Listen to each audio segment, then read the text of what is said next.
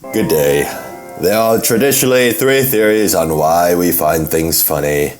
The Superiority Theory, the Relief Theory, and the Incongruity Theory. Warning! This program contains material that may be disturbing to some. I don't know who, but someone, I guess. Listen, lower your expectations, alright? How are you? Oh, good. It's gonna be a nice long 10 minutes. Superiority theory is simple. It says that we find something funny because we feel superior to it. It's somewhat sadistic, has elements of Schadenfreude. No, I do not know what Schadenfreude is. Please tell me because I'm dying to know. It's a German term for shameful joy, taking pleasure in the suffering of others. Oh, come on, Lisa.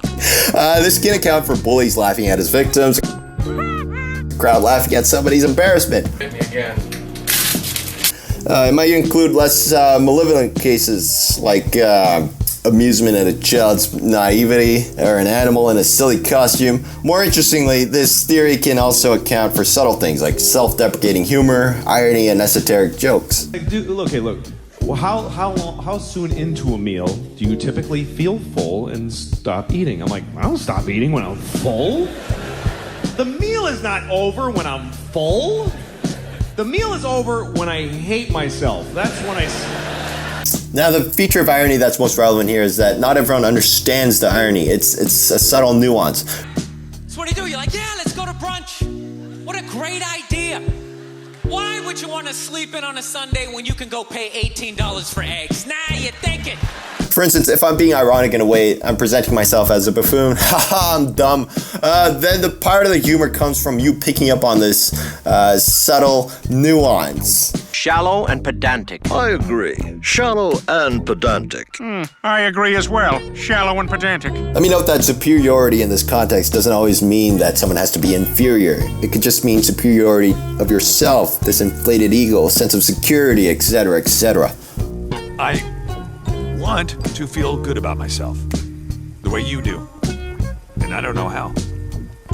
Problem with the superiority theory is that, taken in its strong sense, it just isn't complete. Cancel the bubble round, because we're getting real. It's not sensitive to other important aspects of humor, like humility, sense of connection, empathy.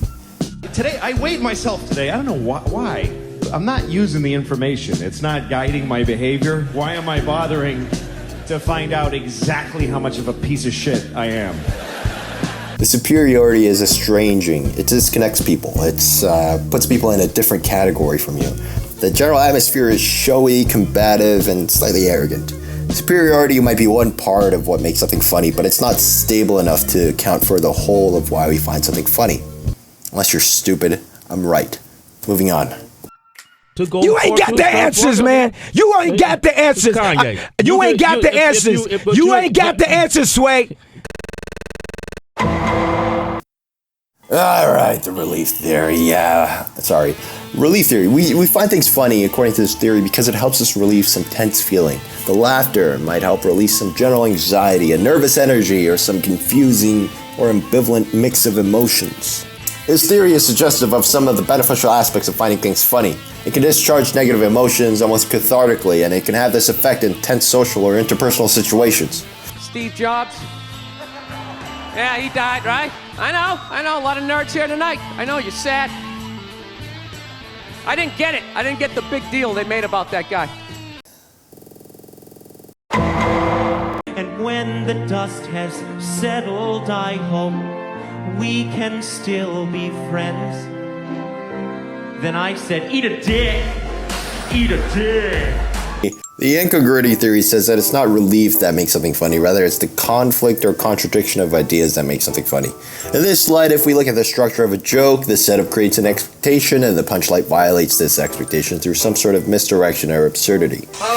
The incongruity can be conceptualized in different ways. For instance, Immanuel Kant, famous German philosopher, conceived the incongruity as one between our expectations and our experience, and others have followed suit by saying that the incongruity is based on a categorical error in reasoning or flaws in our heuristic.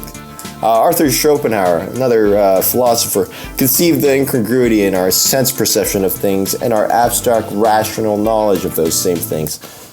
And it ain't no Ralph, though. It ain't Ralph level. Let me ask you. Now we can get creative and combine the relief theory and the incongruity theory and say The incongruity has a tension embedded within it, and once we resolve the incongruity, we feel some sort of relief. Come and knock on our door. Come and knock on our door. We've been waiting for you. We've been waiting for you. Where the kisses are hers and his, three's company too.